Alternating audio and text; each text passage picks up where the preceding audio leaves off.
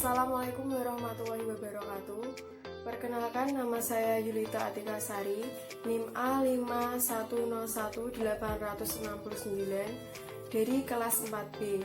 Perkenalkan, nama saya Dimas Dandi Putra Utama. Di sini kami akan mempresentasikan tentang makalah ADHD. Masa anak-anak adalah masa di mana senang mengamati semua yang ada di sekelilingnya untuk belajar, mengalami, dan tumbuh. Anak merupakan sumber daya manusia yang harus sejak dini disiapkan untuk dapat berkembang secara optimal sesuai kemampuan yang dimilikinya. Namun tidak setiap anak terlahir dalam kondisi yang normal. Akan tetapi yang menjadi permasalahan adalah ketika anak memiliki kepribadian yang berbeda dari anak-anak pada umumnya. Anak tersebut dapat dikatakan telah memiliki gangguan jika telah memenuhi kriteria dari gangguan itu sendiri.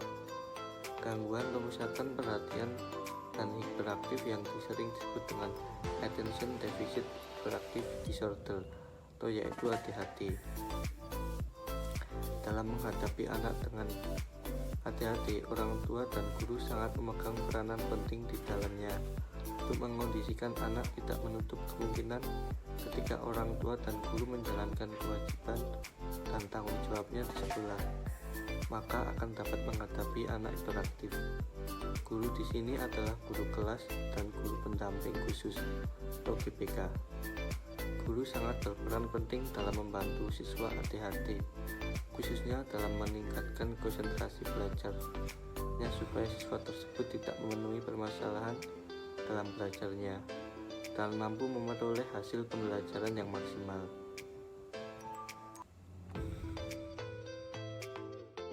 ADHD sendiri adalah suatu gangguan pemusatan perhatian yang biasanya dialami oleh anak-anak usia sekolah dengan gejala kurangnya konsentrasi, bersikap hiperaktif, dan sulit dalam bersosialisasi sehingga dapat mengganggu masa perkembangan anak.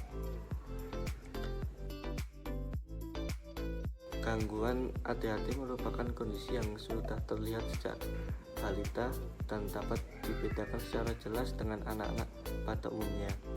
Menurut DSM-IV-TR, ADHD biasanya ditandai dengan adanya ketidakmampuan anak dalam memberikan perhatiannya terhadap sesuatu yang dihadapi secara penuh. Di samping itu, anak ADHD mudah sekali beralih perhatiannya dari suatu kegiatan yang lain, sehingga rentang perhatiannya sangat singkat dibandingkan dengan anak-anak lain seusianya.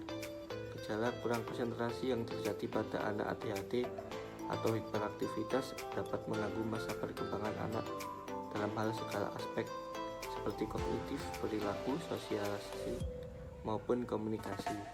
Beberapa perilaku yang sering terjadi seperti cenderung bertindak, ceroboh, mudah tersinggung, dan lupa pelajaran.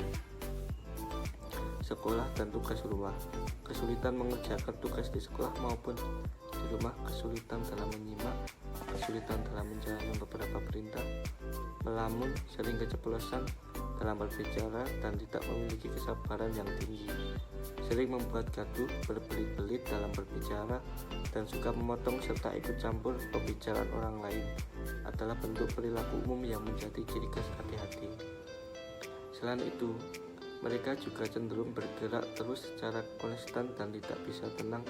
Akibatnya mereka sering kesulitan untuk belajar di sekolah, mendengar dan mengikuti instruksi orang tua, dan bersosialisasi dengan temannya sebayanya. Yavira menyebutkan ciri-ciri anak hiperaktif yaitu 1. Tidak fokus atau kurang konsentrasi, 2. Menentang, 3. Destruktif, 4. Tidak kenal lelah, dan 5. Tanpa tujuan, dan 6. Tidak sabar dan usil. Para ahli menjelaskan jenis ADHD sebagai berikut. 1. Tipe anak yang tidak bisa memusatkan perhatian. Anak ADHD jenis ini sangat mudah terganggu perhatiannya, akan tetapi tidak hiperaktif dan impulsif. Dalam jenis ini biasanya dialami oleh perempuan. Biasanya dalam jenis ini sering melamun dan membayangkan sesuatu. Kedua, tipe anak hiperaktif dan impulsif.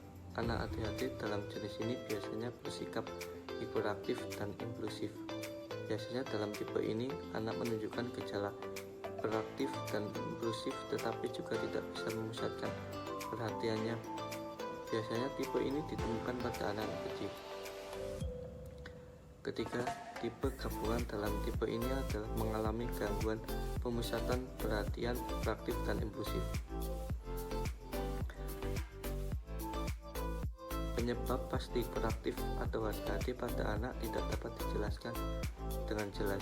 Dikatakan dalam berbagai sumber bahwa penyebab terjadinya hiperaktivitas bersifat multifaktorial, dimulai dari faktor genetik, perkembangan otak saat kehamilan, perkembangan otak saat perinatal, tingkat kecerdasan IQ, terjadinya disfungsi metabolisme, ketidakteraturan hormonal, lingkungan fisik, sosial, dan pola pengasuhan anak oleh orang tua, guru, dan orang-orang yang berpengaruh di sekitarnya. Namun untuk bahan kajian lebih lanjut akan dikemukakan hasil penelitian Varon tahun 2000, yaitu faktor genetik. Bukti penelitian menyatakan bahwa faktor genetika merupakan faktor yang penting dalam memunculkan tingkat laku ADHD.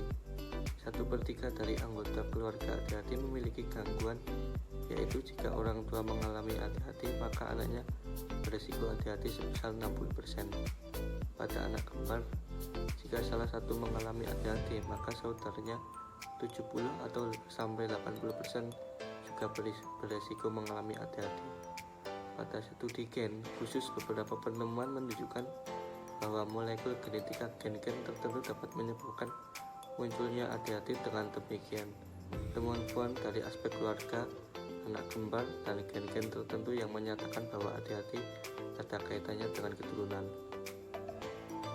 Faktor neurobiologis. Beberapa dugaan dari penemuan tentang neurobiologis diantaranya bahwa terdapat persamaan antara ciri-ciri yang muncul pada ADHD dengan yang muncul pada kerusakan fungsi lobus prefrontal. Demikian juga penurunan kemampuan pada anak ADHD. Pendidikan untuk anak ADHD sendiri termuat dalam Permen RI nomor 70 tahun 2009 tentang pendidikan inklusi bagi peserta didik yang memiliki kelainan dan memiliki potensi kecerdasan atau bakat istimewa. Dalam permen tersebut menyatakan bahwa pendidikan inklusif adalah sistem penyelenggaraan pendidikan yang memberikan kesempatan kepada peserta didik yang memiliki kelainan dan memiliki potensi kecerdasan dan bakat istimewa untuk mengikuti pendidikan atau pembelajaran dalam satu lingkungan pendidikan secara bersama-sama dengan peserta didik pada umumnya. Berdasarkan permen tersebut, maka anak ADHD berhak mendapatkan pendidikan dengan anak normal pada umumnya. Beberapa hambatan yang dialami oleh anak ADHD. Yang pertama adalah hiperaktif. Hiperaktif sendiri adalah suatu keadaan di mana anak memiliki masalah motorik. Pada anak yang disebabkan kesulitan mengontrol dan melakukan koordinasi dalam aktivitas motoriknya.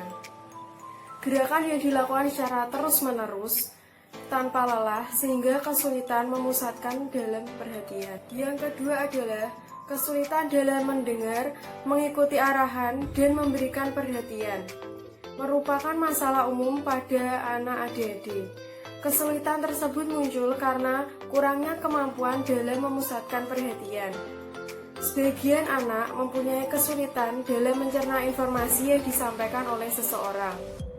Perhatian yang mudah teralihkan akan menghambat dalam proses belajar. Anak ADHD mengalami kesulitan untuk memusatkan perhatian dan cenderung melamun, kurang konsentrasi, dan sulit untuk mengikuti instruksi. Yang ketiga adalah tulisan yang jelek. Biasanya anak ADHD memiliki tulisan yang jelek. Masalah ini erat kaitannya dengan koordinasi motorik yang mempengaruhi keterampilan motorik kasar dan halus atau koordinasi mata dengan tangan yang tidak sesuai, sehingga mengakibatkan tulisannya menjadi jelek. Hambatan yang keempat adalah masalah sosial. Biasanya anak-anak dalam kondisi ini mengalami masalah sosial dikarenakan sulit dalam menguasai diri sendiri. Hambatan yang kelima adalah gangguan ketidakstabilan emosi. Anak ADHD sering menampakkan perilaku yang tidak stabil. Stimulus yang menyenangkan akan mengakibatkan kegembiraan yang berlebihan. Begitu juga sebaliknya. Rangsangan yang tidak menyenangkan akan memunculkan kemarahan yang besar. Anak seringkali marah karena hal yang sepele. Yang keenam adalah hambatan dalam belajar. Hambatan yang dialami seperti tidak dapat mengikuti pelajaran dengan baik. Yang terakhir adalah tugas yang tidak diselesaikan. Masalah ini berhubungan dengan masalah pengabaian tugas dan penghargaan waktu yang kurang baik, frustasi terhadap tugas, serta berbagai sikap yang merusak. Namun, membangun kebiasaan yang baik secara konsisten merupakan langkah yang penting agar anak ADHD dapat menyelesaikan tugas dengan baik. Pembahasan yang terakhir adalah penanganan untuk anak ADHD. Dalam menangani anak ADHD, perlu peraturan yang sangat jelas dan sesuai harapan dan instruksi. Selain itu, anak dengan ADHD juga memerlukan respon yang segera dan konsisten atas perilaku dan pengarahan kembali pada tugas. Mereka membutuhkan kasih sayang dari orang dewasa, baik untuk orang tua maupun guru. Mereka juga harus diajarkan untuk lebih mandiri. Penanganan anak ADHD juga dapat dilakukan dengan memberikan terapi psikososial atau terapi perilaku. Dalam terapi ini membantu untuk melatih perilaku anak ADHD menjadi lebih baik. Contoh penerapan terapi ini adalah dengan memberikan reward dan punishment. Apabila anak ADHD melakukan perilaku yang baik, maka akan diberikan reward atau penghargaan. Begitu juga sebaliknya. Jika anak ADHD melakukan kesalahan, maka akan diberikan punishment.